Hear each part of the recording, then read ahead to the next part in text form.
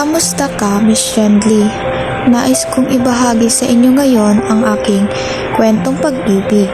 Naway magustuhan ng inyong tagapanginig ang kwento kong ito. Itago nyo na lamang ako sa pangalang Claire, Miss Friendly.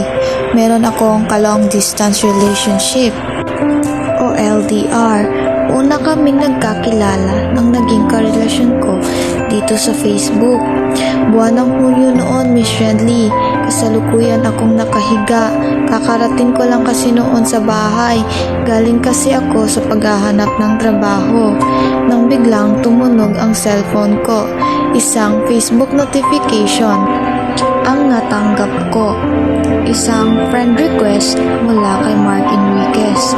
Ako lang ba, Miss Friendly, o ini-stalk nyo din ang isang tao bago i-confirm sa Facebook? Ayun ang ginawa ko, Miss Friendly. Ni-stalk ko muna si Mark bago ko i-confirm. Nagulat lamang ako kasi hindi ko inaasahan na ang gwapo niya pala at ang hubog ng katawan niya ay pang modelo. Hindi ko pinatagal ang friend request niya, Miss Friendly, at inaccept ko kaagad. Simula ng araw ding iyon ay panay na ang stalk ko sa kanya. Palagi akong updated sa bagong upload niya sa Facebook.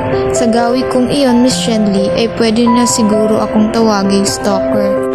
Nag-ayang mag-beach ang isa sa mga kaibigan ko.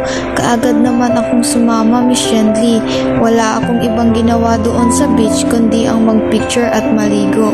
Pagkarating ko ng bahay ay kaagad ko nang in-upload ang mga sexy pics ko at ang iba naman ay in-my day ko na. Makalipas ang ilang oras, Miss Friendly, ay kaagad na nag-comment si Mark. Nireplyan din niya ang my day ko. Hindi ko alam, Miss Friendly, kung sa papaanong paraan nagtuloy-tuloy ang pag-uusap namin. Hindi nagtagal ay naging MU ko na siya o ka-mutual feelings. Akala ko hanggang doon na lang ang relationship namin, Miss Friendly. Pero makalipas pala ang ilang buwan ay nanligaw din siya. Napaka-sweet niya, Miss Friendly. Dahil LDR kami, ay dinadaan na lamang niya sa delivery rider ang mga regalo niya sa akin, kagaya ng bulaklak, chocolate, at kung ano-ano pa. Umabot din ng 3 buwan, Miss Friendly, ang panliligaw ni Mark bago ko siya sinagot. Tuwang-tuwa ako, Miss Friendly, kasi akala ko nasa tamang tao na ako. Ganoon din siya, Miss Friendly. Sa sobrang tuwa niya na sinagot ko siya, ay nagpadala siya ng maraming regalo.